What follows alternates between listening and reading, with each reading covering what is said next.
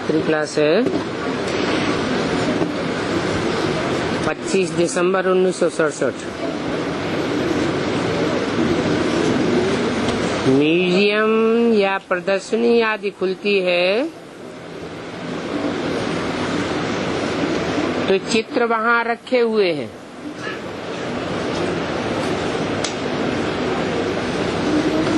उन चित्रों में से पहले पहले किस चित्र पर ले जाते हैं? पहले तो दो बाप का परिचय देना पड़े और फिर बताना पड़े कि बाप किसको कहा जाता है।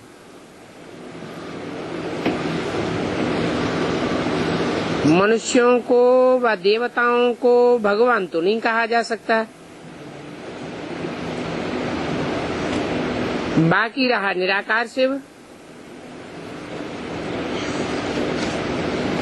उनको भगवान भी कहा जाता है, शिव बाबा भी कहा जाता है, और त्रिमूर्ति तो है ही। गायन भी है कि बाप ब्रह्मा द्वारा ही स्थापना करते हैं।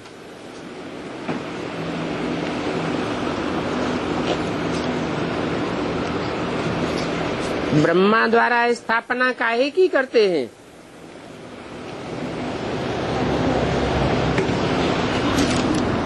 ब्रह्मा द्वारा ब्राह्मण धर्म की स्थापना करते हैं।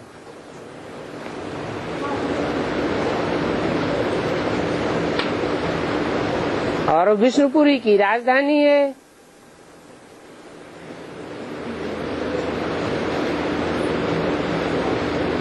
परंतु बाप खुद तो स्वर्ग का मालिक नहीं बनते हैं ना। निराकार परमपिता परमात्मा विष्णुपुरी का मालिक नहीं है। ब्रह्मा के द्वारा ही विष्णु की राजधानी की स्थापना करते हैं। ये लक्ष्मी नारायण ही ब्रह्मा और सरस्वती का ये ब्राह्मण कुलभूषण चोटी स्थापन करता है। और वो तो नई दुनिया स्वर्ग हो गई। बाकी तो सभी धर्म खलास हो जाते हैं। विष्णुपुरी में और कोई धर्म नहीं होता है। इस समय तो सब पतित हैं और विष्णुपुरी है पावन। ये सब है पतित मनुष्य और इन पतितों को बाप ही पावन बनाने वाला है।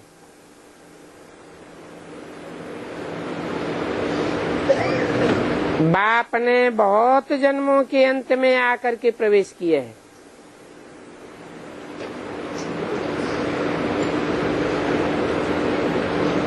ये पतित है, फिर योग बल से ही पावन बनते हैं और योग बल से ही पराजय प्राप्त होती है। पहले परिचय बाप का, फिर त्रिमूर्ति का, फिर गोले में संगम दिखाना पड़े।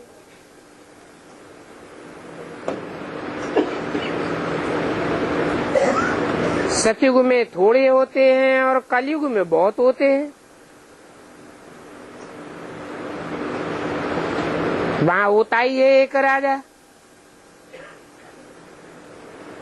भारतवासी चाहते हैं वहाँ एकता हो, एक राज्य हो, एक मत हो। सतयुग में एक ही राज्य होता है और वहाँ पवित्रता भी है। अभी अनेकों के विनाश के लिए तैयारी हो रही है।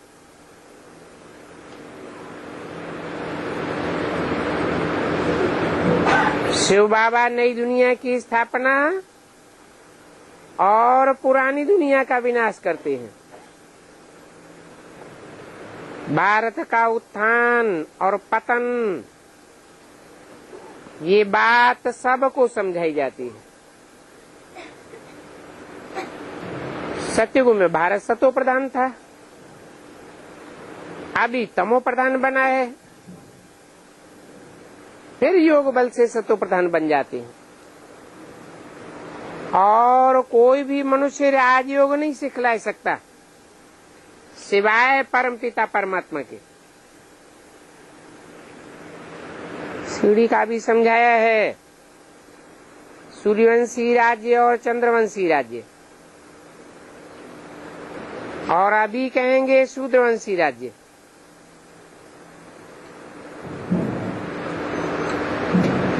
फिर बाप राजयोग सिखलाते हैं। अगर तुम कहेंगे पवित्र बनना है तो वो दलील देते हैं कि देवताओं को भी तो बच्चे थे ना,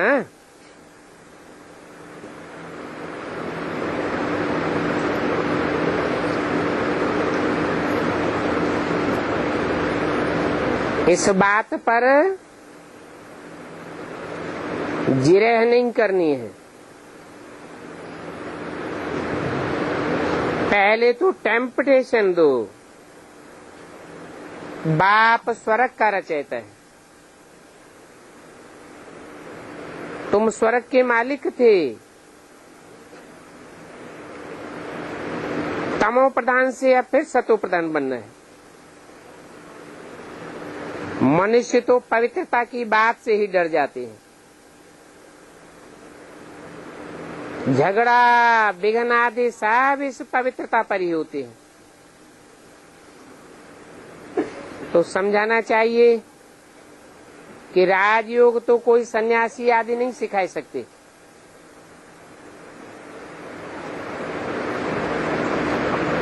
ये तो बाप ने ही घर गृहस्थ में रहकर राजयोग सिखाया है।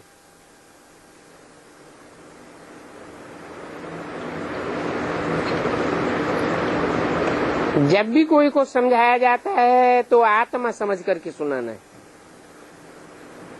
देखना है उनको बात समझ में आती है और समझ करके बोलता है, उनकी कांध हिलती है, खुशी होती है। अगर वो उल्टा सुल्टा प्रश्न आदि करते हैं तो उनको छोड़ देना चाहिए। जब तक बाप का परिचय बुद्धि में नहीं बैठा है तब तक आगे नहीं बढ़ना चाहिए।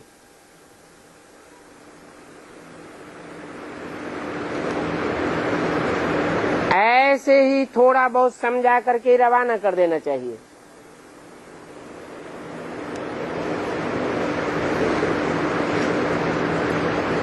समझ लेना है ये हमारे कुल का नहीं है, बाप तो रचयिता है ना। बाप आते हैं तो आकर के वर्षा देते हैं।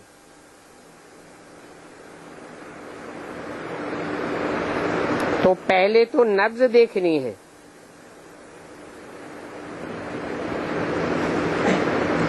और उनको समझाओ तो भी आत्मा देखना है।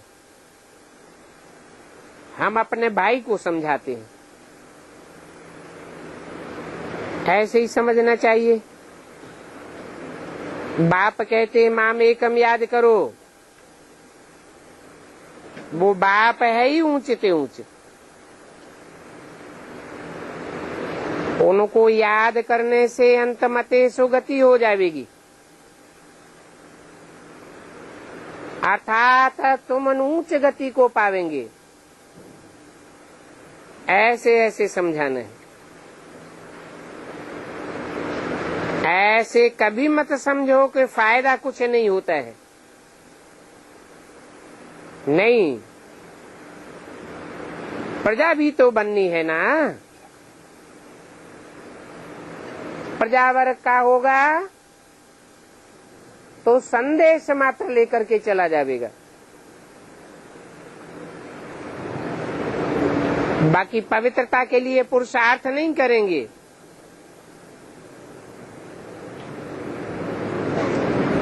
पवित्र नहीं रहेंगे तो भी अंत में सजाएं खाकर स्वर्ग में आ जाएंगे। इतने सब पवित्र थोड़े ही बनते हैं।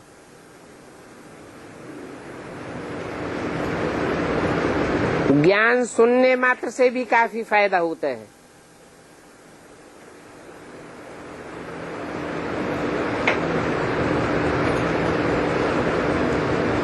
ऐसे ऐसे समझाना है। पवित्र होकर फिर गिर पड़ते हैं, वो तो कोई नई बात नहीं है।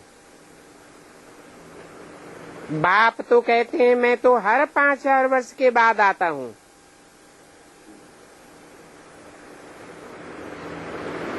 तुम तो स्टूडेंट्स हो। स्टूडेंट्स को पढ़ाने वाला टीचर तो याद आवेगा। टीचर से पढ़ते हो ना, तो शिव बाबा याद पड़े। वो ऊंचे से ऊंच गुरु भी है, वो ही ज्ञान का सागर भी है।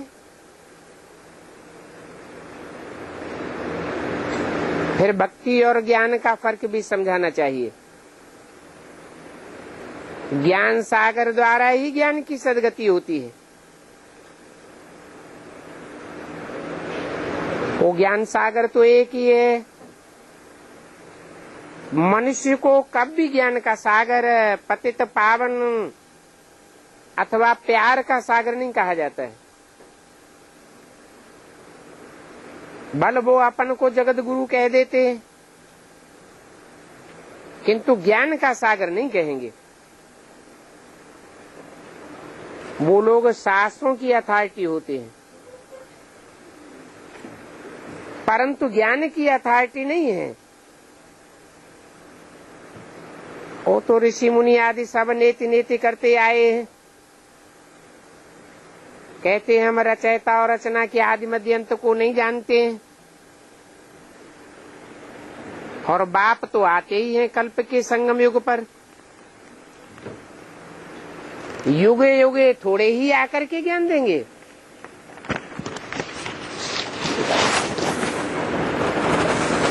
ना आकर के गीता सुनावेंगे और न राजयोग सिखावेंगे। 25/67 की वाणी का दूसरा पेज। बाप कहते हैं मैं तो संगम युग पर ही आता हूँ और कोई दूसरे युग में नहीं आता हूँ। ये है पुरुषोत्तम संगम युग, जबकि पुरुषों में उत्तम से उत्तम आत्माएं प्रत्यक्ष होती हैं।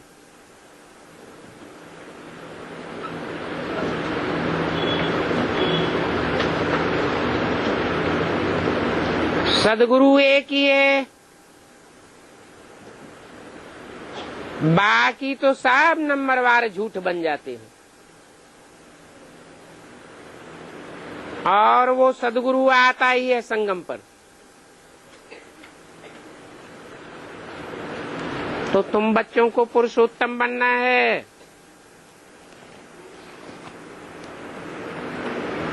फिर सीढ़ी उतरते आते हैं।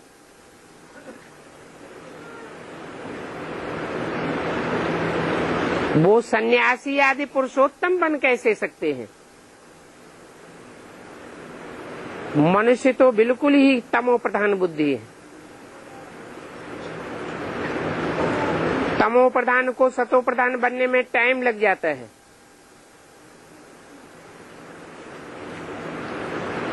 उसमें मूल बात है कि देह के सभी धर्मों को छोड़ करके अपन को आत्मा समझो और बाप को याद करना है। बाप पॉइंट्स तो ढेर सुनाते रहते हैं।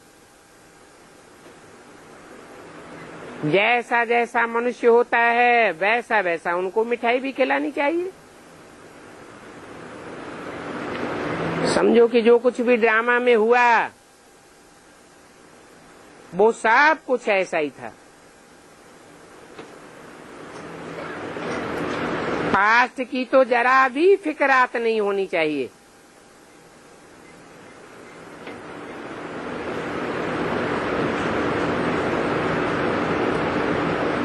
समझना चाहिए कि जो भी हुआ सो कल पहले मिसल पास्ट हो गया। पिछाड़ी की चिंता नहीं करनी चाहिए। ड्रामा में जो कुछ हुआ सो हुआ। भूल हुई फिर 5000 वर्ष के बाद ऐसे ही होगी, परंतु आगे के लिए अभूल बनना है। कर्मातीत अवस्था वाले को ही अभूल कहा जाता है।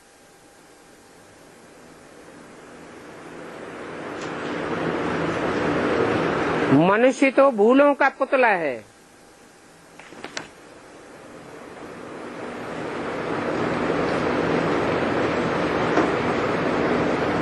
मनन चिंतन करने वाले को ही मनुष्य कहा जाता है। मन चंचल होता है।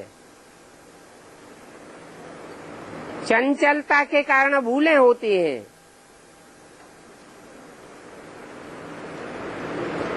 और अभी तो कोई अभूल बन ही नहीं सकता।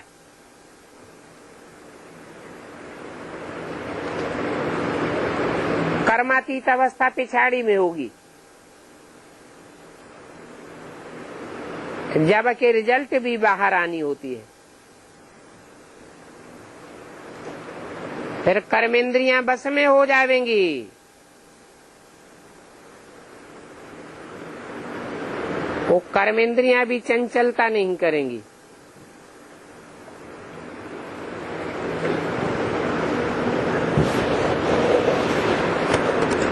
पहले कर्मेंद्रियां बस में होंगी कि पहले मन बस में होगा? मन है मूल। मन जब आमन हो जाता है तो कर्मेंद्रियां भी कंट्रोल हो जाती है। चंचलता नहीं करेंगी। आत्मा को याद करेंगे तो फिर कोई भी शारीरिक भान बुरी दृष्टि नहीं रखेंगे। ऐसी ऐसी पॉइंट्स बुद्धि में धारण करनी है। बाप तो बैठे हुए हैं, कह देते हैं सब कुछ ठीक ही चल रहा है, हमारा बाबा बैठा हुआ है। वो बाबा तो सभी ही बातों को जानते हैं। बाप की कितनी महिमा है। सुख का सागर, पवित्रता का सागर। उनको तो सब प्रकार की खूबियां सिखलाना आता है। अभी तुम लायक बन रहे हो और बाप ही आकर के लायक बनाते हैं। पहले नालायक थे। बाप कहते हैं कि तुम बच्चे मूर्ख बन गए हो। पतितों को पावन बनाने वाला एक ही बाप है।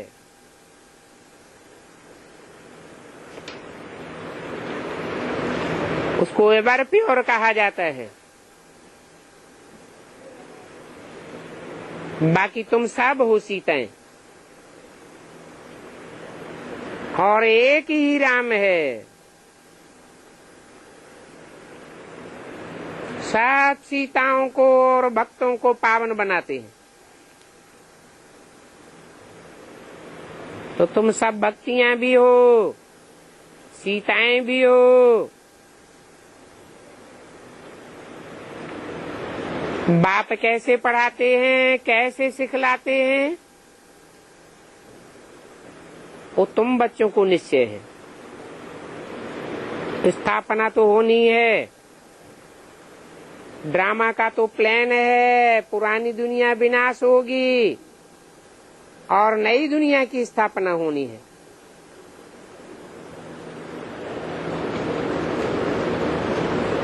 ये बाप का प्लानिंग है। वो लोग तो कितनी प्लानिंग करते रहते हैं, कर्ज आदि लेते रहते हैं। यहाँ तो कोई प्रकार का कर्ज आदि लेने की बात ही नहीं है।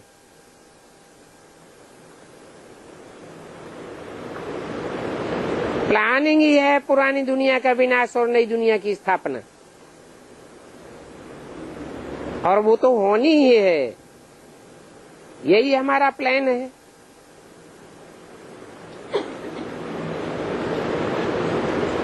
सारा ही ड्रामा का प्लान है। अच्छा, मीठे मीठे रूहानी बच्चों को रूहानी बाप व दादा का याद प्यार गुड मॉर्निंग।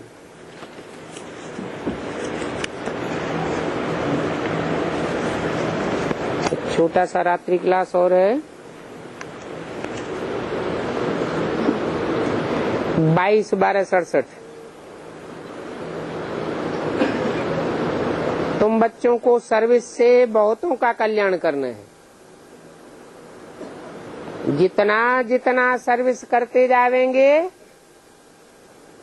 उतना अपना भी कल्याण होता जाएगा। सेवा साहे सेवा करने से ही पद की ऊंचाई का पता चलेगा। कोई कोई को तो सर्विस का बहुत शौक रहता है।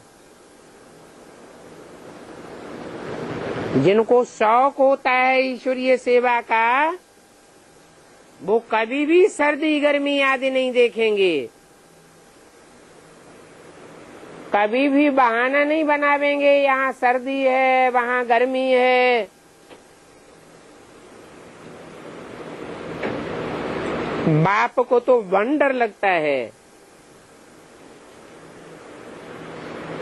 कि कल पहले मुआफिक बच्चों को कितना सहज ज्ञान मिल रहा है। ये जो विराट स्वरूप का चित्र है कि हम पहले चोटी के ब्राह्मण हैं,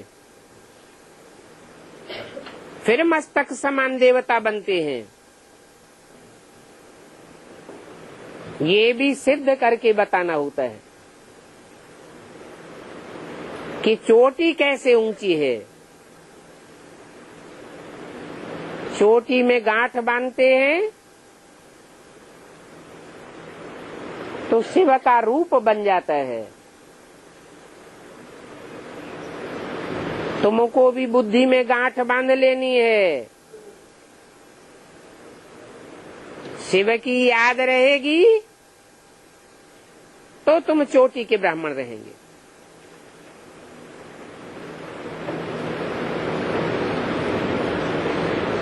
ब्राह्मण के पीछे ही देवताएं होते हैं। सिद्ध करके बताना है कि ब्राह्मण तो पुरुषोत्तम संगम युग पर ही होते हैं।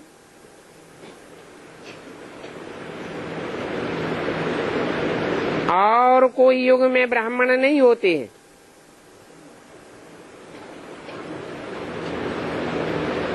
ब्रह्मा हो तो ब्राह्मण हो, और ब्रह्मा कहा ही जाता है तब जब बाप उनमें प्रवेश करे। जिस तन में भी प्रवेश करते हैं उनका नाम ब्रह्मा रखना पड़े।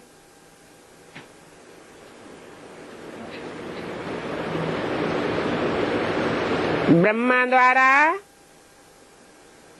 शूद्र से ब्राह्मण बना, माना ही ब्राह्मण कुल का हो गया। फिर सब ईश्वर के बच्चे ब्राह्मण ब्राह्मणियां हो गए। परंतु ईश्वर के बच्चों को देवता नहीं कहेंगे।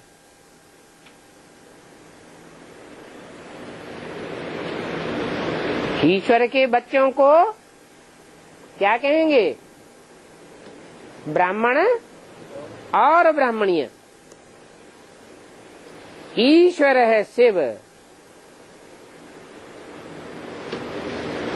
शिव ब्रह्मा के तन के द्वारा ब्राह्मण ब्राह्मणियों की रचना रचते हैं।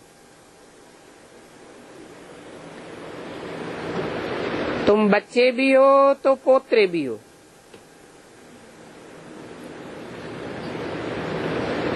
ये तुम्हारा ब्राह्मण कुल सर्वोत्तम कुल है, ये भी समझाना पड़ता है कि हम ब्राह्मण ईश्वर के कुल के हैं।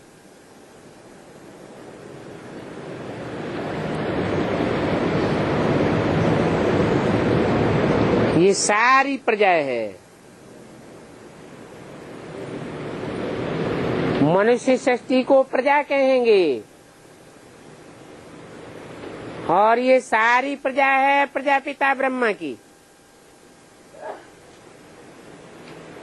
तो प्रजापिता ब्रह्मा का बाप कौन ठहरा? सारी मनुष्य सृष्टि का बाप तो प्रजापिता। फिर उसका बाप किसको कहेंगे?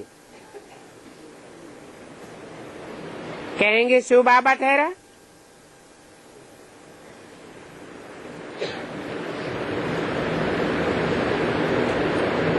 जो ब्रह्मा बनते हैं वो ही फिर विष्णु बनते हैं।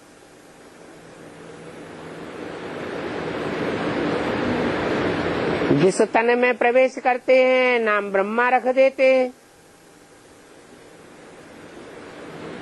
तो जरूर अनेक ब्रह्मा हुए होंगे। कोई एक तन में प्रवेश करने की बात नहीं है। हाँ, एक मुकर्रर कहा जाता है और बाकी है टेम्परेरी।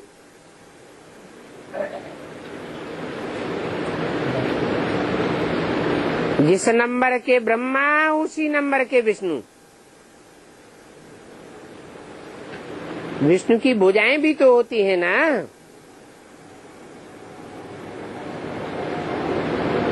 कोई ऊपर की भुजाएं हैं, कोई नीचे की भुजाएं हैं, कोई दाईं ओर की भुजाएं हैं, कोई बाईं ओर की भुजाएं हैं।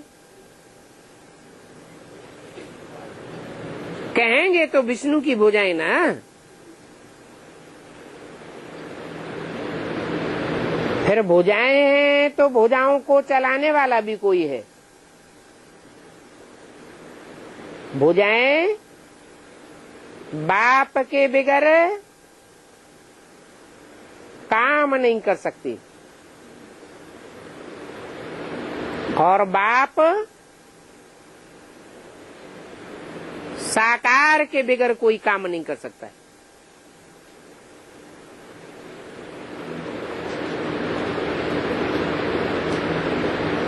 तो ब्रह्मा 5 दिखाए जाते हैं। उनको चतुरानन भी कहा जाता है, पंचानन भी कहा जाता है।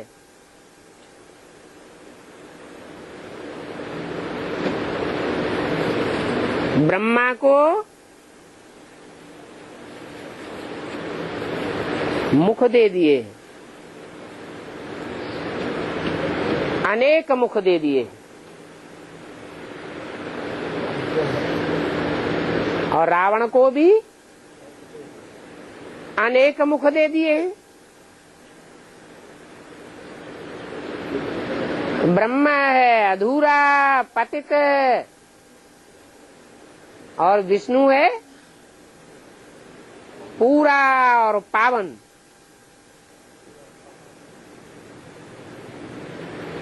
विष्णु को भुजाएं दी जाती हैं, माना विष्णु सहयोगी बनता है, अपनी मनमत नहीं चलाता है, अकल नहीं चलाता है।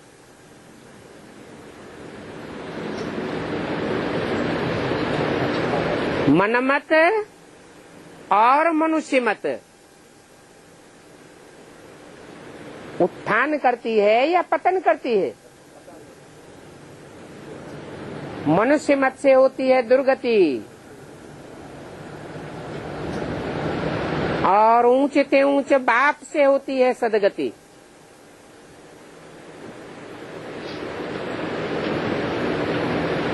सदगति माने विष्णु, वैष्णव कुल। तो ब्रह्मा को क्या कहेंगे, सदगति में है या दुर्गति में है?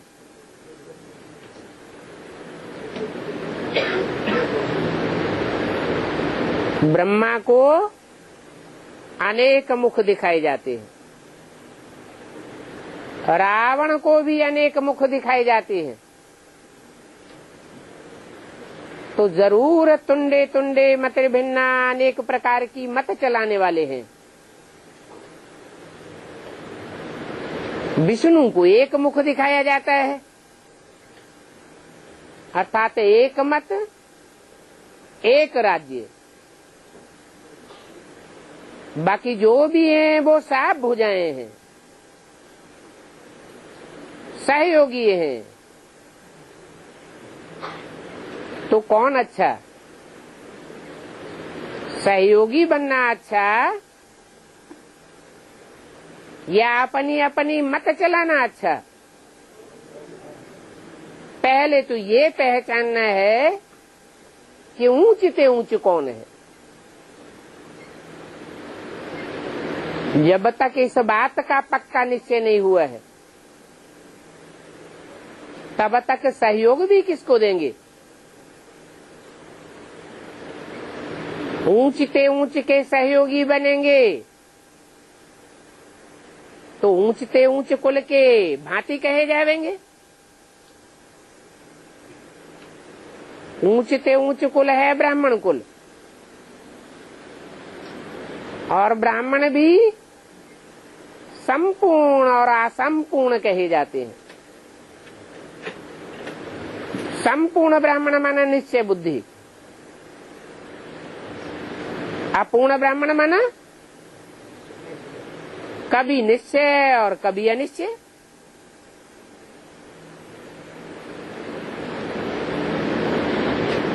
तो बताया जो ब्रह्मा बनते हैं वो ही विष्णु बनते हैं, और शंकर का तो पार्ट ही नहीं है।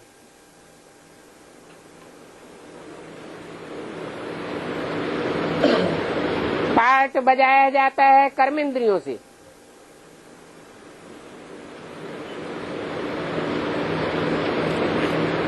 कर्मेंद्रियां न हो तो रंगमंच पर कोई भी पार्ट नहीं बजाया जा सकता। शंकर को याद में बैठा हुआ दिखाते हैं।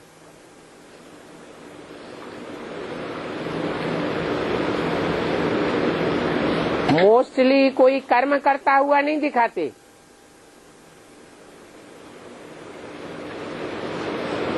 कहते हैं शंकर ने विष पिया, तो ये कार्य है अथवा नहीं है? कार्य तो है, परंतु वह कार्य करने वाला कौन है? शंकर है या शिव है? शिव ही विष पीने वाला है। शंकर के लिए नहीं कहेंगे कि वो विष पीता है। जो वर प्योर है वो ही संसार का विषय वासनाओं को पीना कर सकता है। तो शंकर का कोई पार्ट नहीं है, सारा पार्ट ब्रह्मा का अथवा विष्णु का है।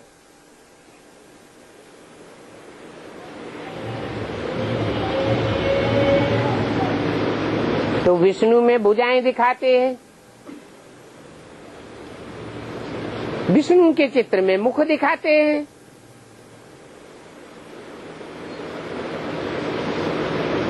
मुख है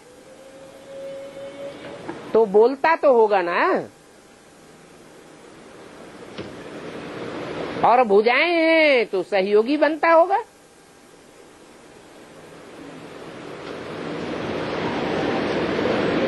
देवताएं तो हिंसक नहीं होते हैं।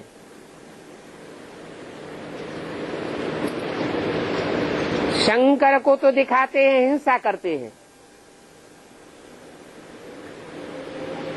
गाया भी जाता है शंकर द्वारा विनाश।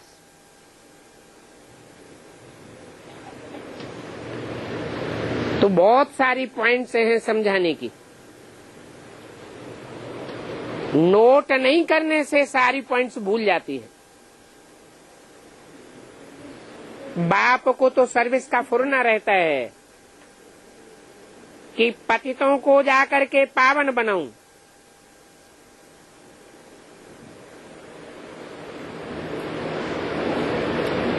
उनको राजधानी का फुरना नहीं है इतना। राजधानी का फुरना फिर इनको रहता है। इनको माना किनको? जिनमें प्रवेश करते हैं, राम और कृष्ण में। इनको राजधानी का नशा रहता है कि हम सांवरे से गोरा बनूंगा।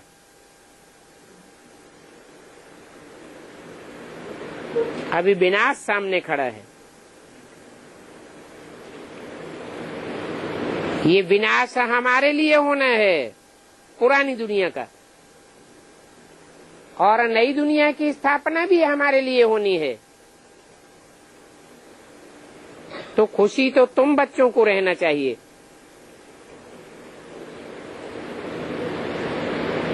कहते भी हो कि हम तो आए ही हैं नर से नारायण बनने।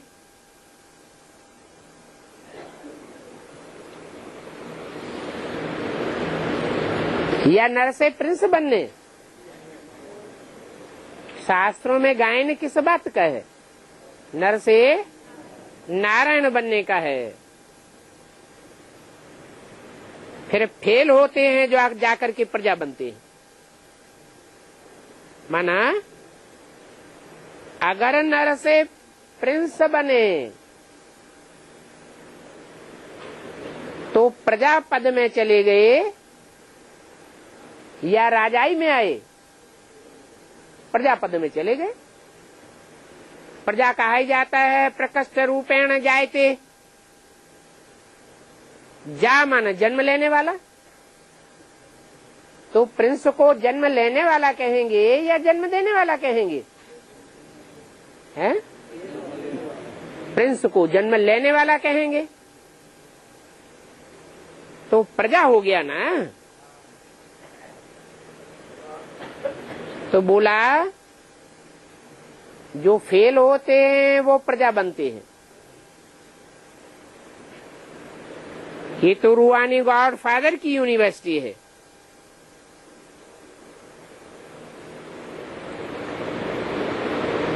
तुमको रूह पढ़ाती है। पढ़ने वाली भी रूह और पढ़ाने वाली भी रूह। रूह के अलावा और कोई तो पढ़ा भी नहीं सकता है। इस रूहानी यूनिवर्सिटी में पढ़ाने वाला अगर देह अभिमानी है, रूहानी स्टेज वाला नहीं है, जिस्मानी स्टेज में रहकर पढ़ाता है, तो उसे रूहानी यूनिवर्सिटी का टीचर कहेंगे? नहीं कहेंगे। तो रूह के अलावा और कोई पढ़ भी नहीं सकता है और पढ़ा भी नहीं सकता है।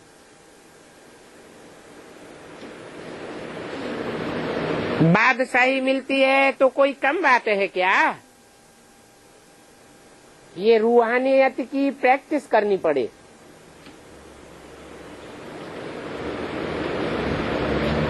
परंतु पावन तो बनते नहीं हैं। तकदीर में नहीं है तो तदबीर भी क्या कर सकते हैं। बाप खुद ही आकर के कहते हैं अभी काम चिच्छा पर मत चढ़ो, ये तुम्हारा अंतिम जन्म है। विनाश सामने खड़ा हुआ है।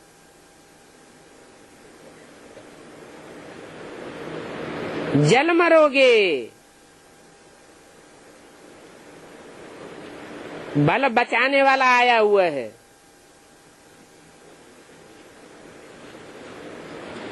तो उनकी मत पर चलना पड़े।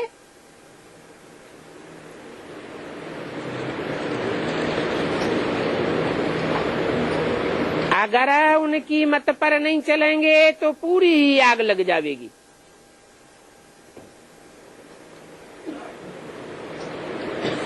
तकदीर में नहीं है तो प्रैक्टिकल में आए हुए बाप की बात भी नहीं मानते। उनकी बुद्धि में ज्ञान बैठता ही नहीं है कि बाप खुद ही कहते हैं काम शिक्षा पर नहीं चढ़ो। फेल होते हैं तो फिर चंद्रवंशी में आ जाते हैं। वंश ही दो हैं। नई दुनिया में कितने वंश होंगे? दो ही वंश हैं, सूर्यवंश और चंद्रवंश। सूर्यवंशियों की आबादी कितनी होगी और चंद्रवंशियों की आबादी कितनी होगी? हैं? सूर्यवंशी होंगे, सतयुग में होते हैं सूर्यवंशी और त्रेता में होते हैं चंद्रवंशी। ज्यादा से ज्यादा दोनों की आबादी कितनी होती है?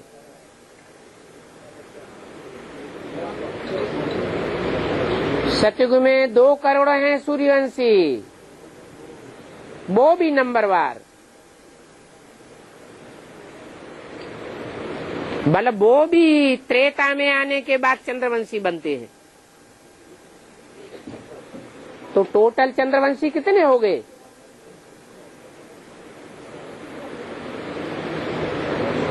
10 करोड़। उनमें कहेंगे 8 करोड़ हैं पक्के चंद्रवंशी और 2 करोड़ हैं पक्के सूर्यवंशी, जो बाद में चंद्रवंशी बन जाते हैं।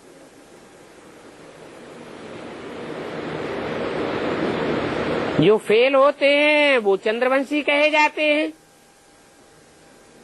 उनकी बुद्धि में ज्ञान नहीं बैठता है।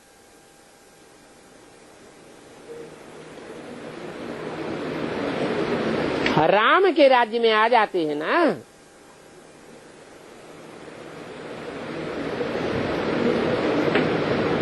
कम पास होते हैं तो राम के राज्य में भी पिछाड़ी में जाकर के राजा बने।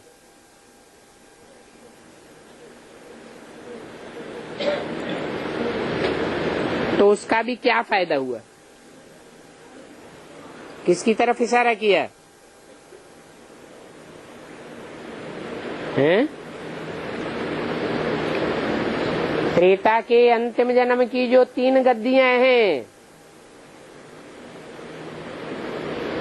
जो स्वर्ग को काट छांट देती है, स्वर्ग की दुनिया ही उड़ जाती है।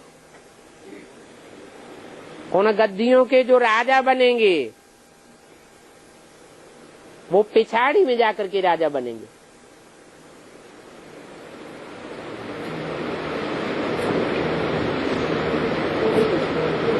कटिंग ही करते रहते हैं, क्रिटिसाइज करते रहते हैं।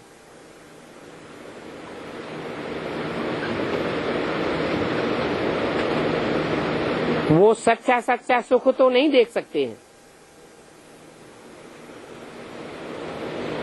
योग का जौहर भरता नहीं है। बाप कहते हैं अपन को आत्मा समझो और आपस में बहुत प्यार से चलो, परंतु जिनमें ज्ञान ही नहीं बैठता कि हम आत्मा आत्मा भाई भाई हैं और प्रैक्टिकल में हमारा बाप आया हुआ है, तो ज्ञान न होने के कारण आपस में प्यार ही नहीं रहता है। बाप आते ही हैं स्वर्ग की बादशाही स्थापन करने। बादशाही थी ना, भारतवासी तो लाखों वर्ष कह देते हैं। ऐसी बात कहने से फिर सब कुछ भूल गए हैं। कभी कभी समाचार आते हैं, बच्चे गिर जाते हैं, तो बाद में बाप को पता पड़ता है, अरे तुम तो काम शिक्षा पर बैठकर जल मरे। फिर 100 गुना दंड लग जाता है। ऐसे फिर ऊंचा पद नहीं पा सकते,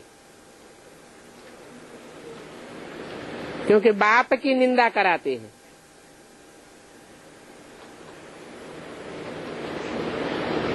वो समझते हैं कि बाप कोई देखता थोड़े ही है, तो बाप भी कहते हैं मुझे क्या पड़ी है एक एक को देखने की। बाप तो आकर के ज्ञान सुनाते हैं, कायदा कानून बताते हैं, जो जैसा करेगा वैसा पद पावेगा। अच्छा, बच्चों को नमस्ते।